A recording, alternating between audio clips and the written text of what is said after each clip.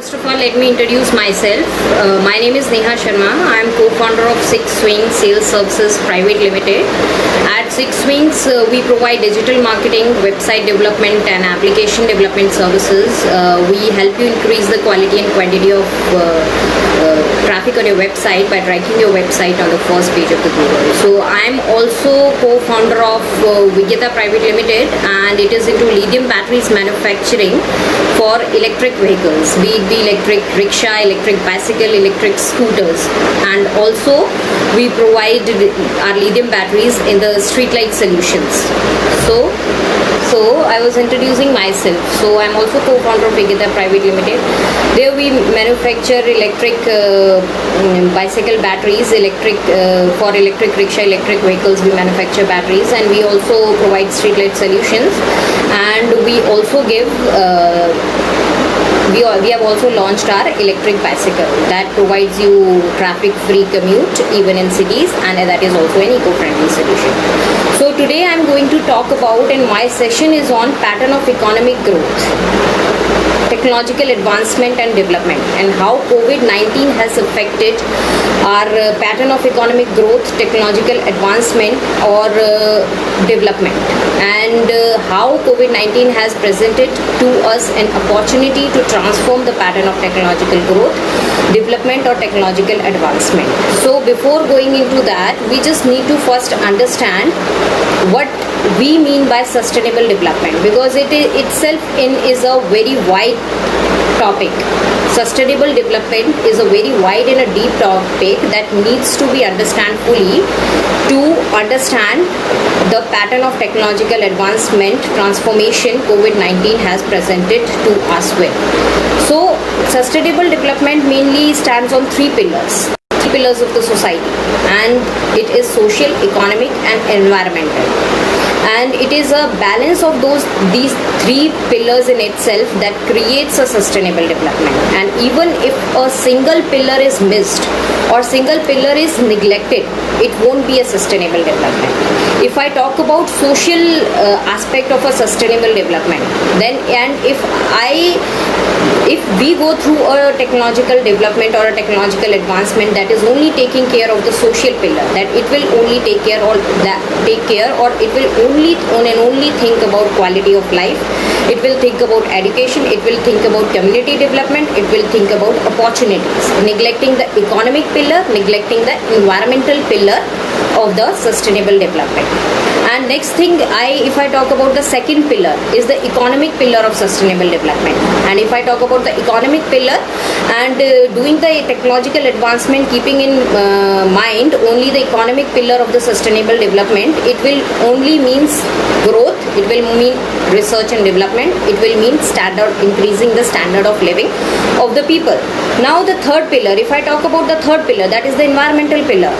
Keeping in doing the technological advancement, keeping in mind only the environmental pillar, we will take care of only the resource management, we will take care of habitat restoration, we will take care of preservation.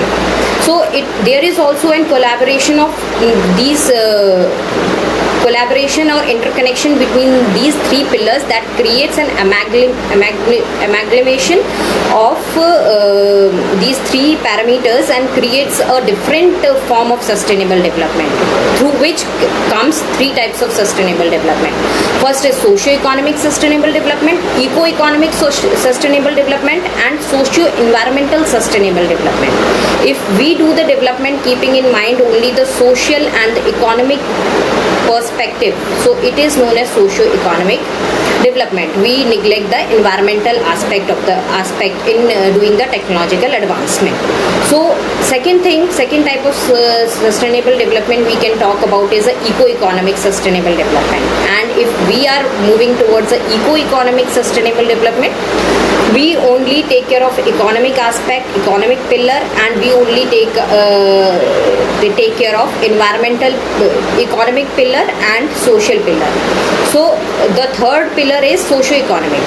Here we take about social aspect also, environmental aspect also.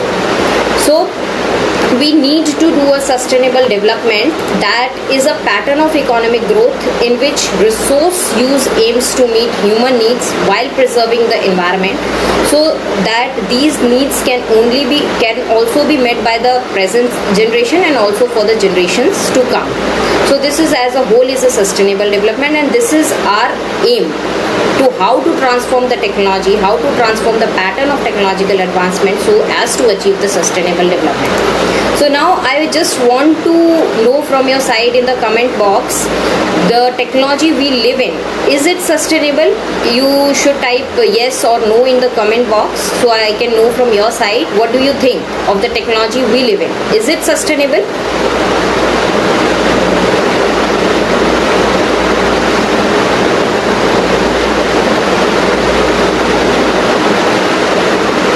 The technology we live in, is it sustainable? I want to know from your side in the comment box. Okay, the answer definitely is a no. It is not sustainable. Does it aims to meet human needs preserving the environment, keeping in mind the environment? Obviously not. It does not aims to meet the human needs, keeping in mind the environment. Now my third question is it meeting not only the needs of present generation but also keeping the resource for the generations to come? You can type yes or no in the comment box.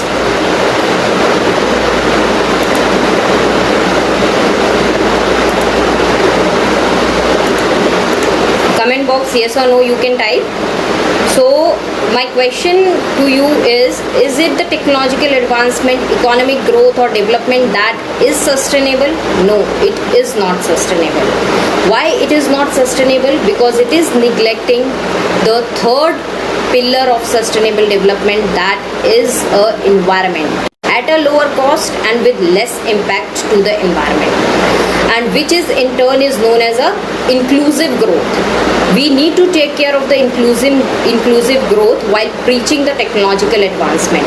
So we are not achieving sustainable livelihood. We are even not improving the quality of life for the underprivileged section. Obviously we are not. So what are the effects of preaching the technological advancement, not keeping in mind the sustainable development? We are facing global warming. Yes, we are facing global warming. We have been going through a climate change, and we are facing pollution with respect to the air pollution, water pollution, noise pollution, every kind of pollution today we are facing. And we are also facing soil degradation, we are facing health hazards, we are facing natural hazards. In turn, we have become isolated from nature. In an effort to technologically advance, neglecting one parameter of one pillar of a sustainable development, we have in turn become isolated from the nature. We are facing every kind of health hazard and every kind of natural hazard. So we are following unsustainable pattern of economic growth. We are following unsustainable pattern of technological advancement and an unsustainable pattern of development. So what is the challenge here? Challenge is to create more evenly balanced relationship with our natural environment, so that we can live in harmony with the nature, we can live in harmony with the environment, and we can live in harmony with our planet. This is our challenge.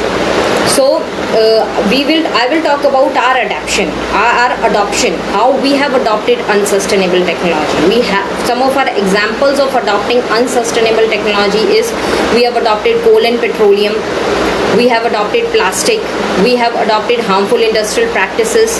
You must be knowing or you must be aware of how it is harming our society, how it is harming our planet Earth. So we are simply following the science and preparing for the future. We are simply following the science, blindly following the science and preparing for the future, neglecting our environment, neglecting everything. So we have become a money-minded and comfort-minded in terms of having a social comfort, in terms of having an economic comfort, and in an effort to do so, we have lost our environmental or a natural comfort. So our tech pattern of technological advancement is with respect to isolation from nature. It is not in harmony with the nature.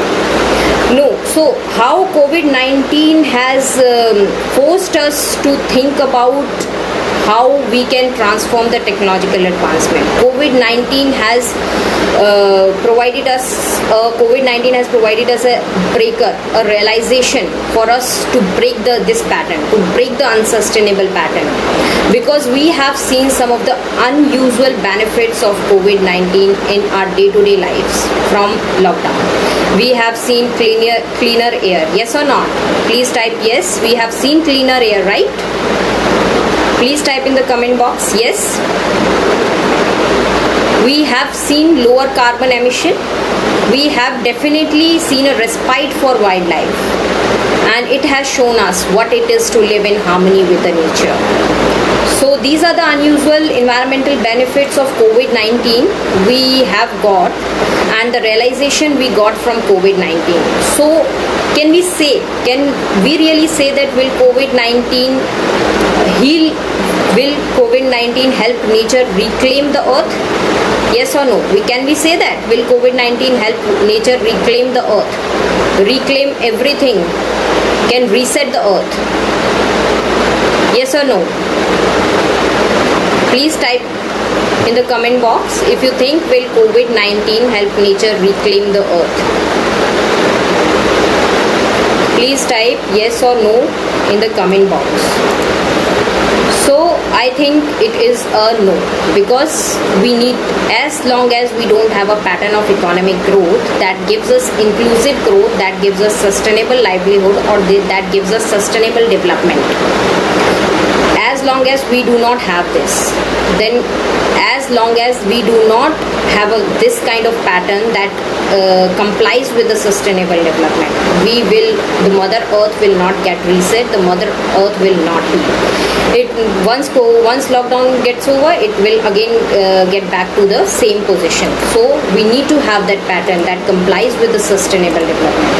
So COVID-19 in turn has proved to be a realization, proved to be an opportunity for a green technology transformation, for adopting climate responsive technology. Green technology transformation means adopting those technologies that in turn does not harm environment in any way. So it is telling us to adopt green technology, to transform yourself, to have a green economy, even to adopt climate responsive technology. Climate responsive technologies means technologies that comply with the environment, like solar energy, electric vehicles, digital transformation, using biofuels. Nowadays, we all have seen that most of us are working from home. So traffic has decreased, carbon emissions has decreased because of the less use of the vehicles, petrol and diesel vehicles. So digital transformation is in itself is also a way to you can say that it is also in a way is a green technology through which you are in turn helping the environment,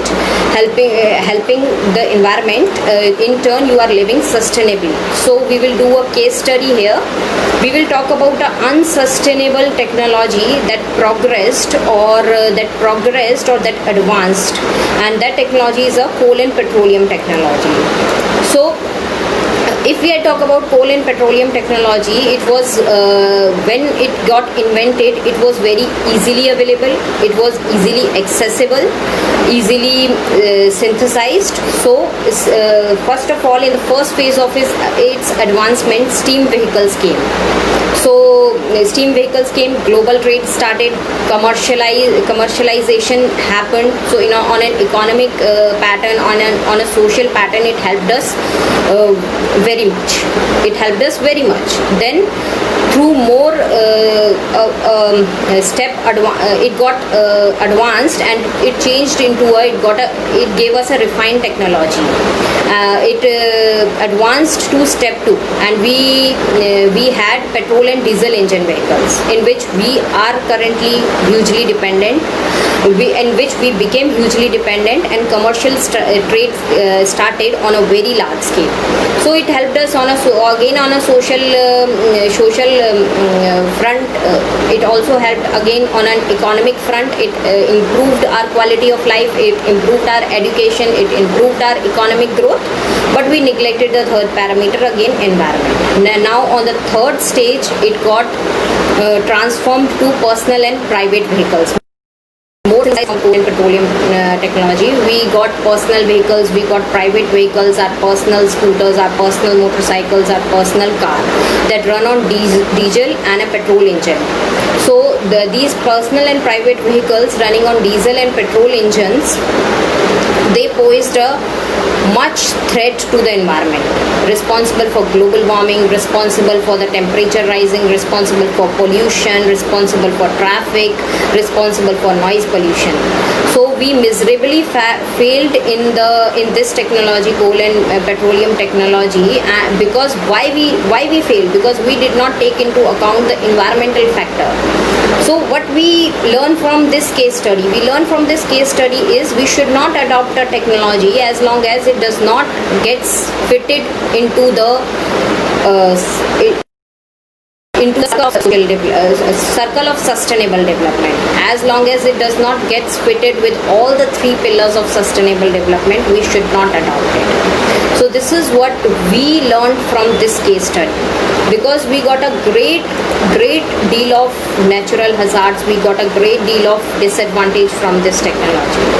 So sustainable development in itself is a balanced development between social, economic and environment, all the 3 factors, and it keeps us in harmony with the environment. So the conclusion here lies in that we should invest in climate technology, we should invest in green economy, and we should embrace change. We should adopt green energy alternatives, we should adopt electric vehicles, we should create a cleaner planet, because earth really matters. Because at the end of the day, what matters is earth matters. So we cannot neglect the earth, we cannot neglect our environment. We have to adopt sustainable practices, we have to we have to transform the system, we have to transform the technological advancement in keeping in view the sustainable development. So it is what it is all about. So as a director of Vijnata Private Limited, we also deal in electric vehicles. That what we look forward to.